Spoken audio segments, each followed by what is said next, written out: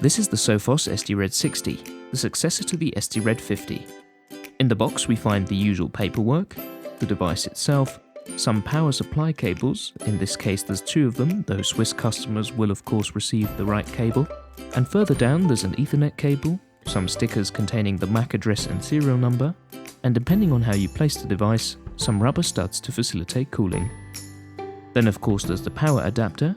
Here you'll be able to order another adapter as an accessory, because the SD-RED 60 now allows you to hook it up to 2 power supplies.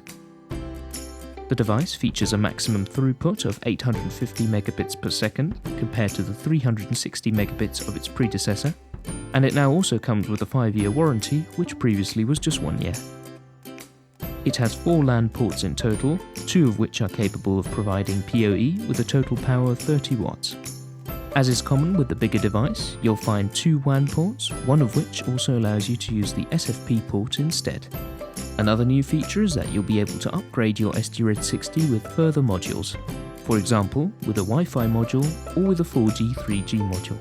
The device can be operated using UTM version 9.7 MR3 or later, as well as SF OS 17.5 MR11 or version 18 MR1 or later.